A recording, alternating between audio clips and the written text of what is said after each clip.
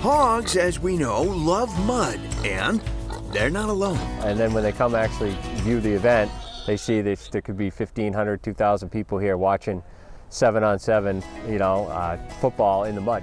Chris Olds and Jason Vino are 15-year veterans of North Conway's fabled Mud Bowl, held annually the weekend after Labor Day at North Conway's beloved Hog Coliseum. The three-day charity event celebrated its 50th anniversary in 2024, raising $45,000 for local nonprofits. That is, after the field behind the North Conway Rec Center was flooded and mudded. This is the out of bounds right there, and that's the end zone, so we'd be on about, the 20? No tackling, two-handed touch, men's and women's teams playing before over 1,000 mud-loving fans. Oh, the hill is covered with spectators. Monica Belkin of the Mudbassadors has been cheering the games here since 1995 and gets plenty muddy herself. Oh, the mud is wonderful. My goodness, have you ever had a mud bath? Your skin feels great for days. For the players, the mud can linger a bit longer than that. It's amazing, like the mud you find later on down the road. That's it!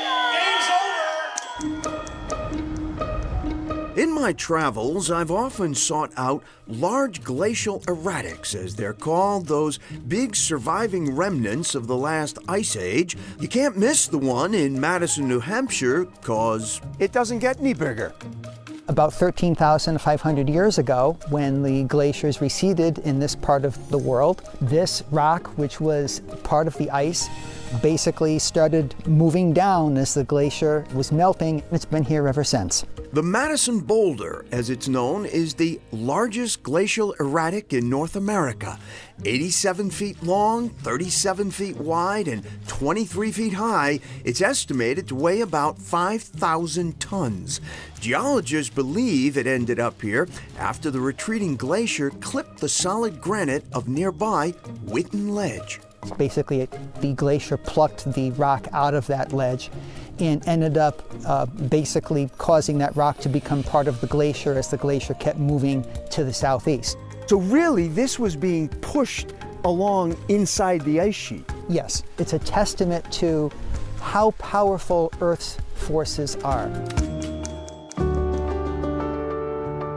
Given the stunning natural landscape here, the Mount Washington Valley has long been a lure for artists. Got the rocky tops of Mount Washington and the northern presidentials, and it's all very wild. Painter Eric Copel has family roots in the White Mountains, where he makes his home and studio in Jackson, his unusual front door offering an intriguing clue to what's created inside. Copel's paintings are, in short, extraordinary, both in terms of scale, skill, and how they summon the sweeping works of earlier masters. I'm inspired by old painters, and I work in a way that's very similar to the way that they worked 150 years ago. A landscape painter, Copel's work does indeed evoke masters like England's John Constable and both the fabled Hudson River and White Mountain schools of painting. I look at these old painters and I see a devotion to really trying to bring like a powerful sense of beauty of nature to the viewer. Copel has traveled and painted from all over, but locates most of his work right here in the White Mountains, where the range of landscapes is dramatic and ever-changing. You've got the apple orchards and the barns and like these kind of pastoral subjects. Within 45 minutes, you have the connection of like this very, very wild, sublime landscape like up in the Pinkham Notch. As seen in this recently finished work, Autumn in Pinkham Notch. Summit Mount Washington. Yep. And across Tuckerman's Ravine. So painting like this took how long to paint?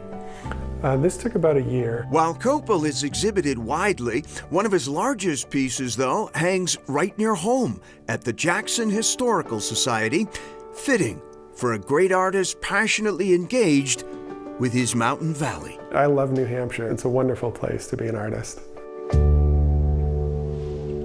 And And like the old landscape masters, Eric Copel doesn't use photos in his process. He doesn't. He thinks it's really important to experience the weather and the light directly while he's trying to convey that into his paintings, obviously. He says photographs are not a replacement for the human experience. I think we all agree with that. Yes, indeed. Still ahead, a region covered with covered bridges.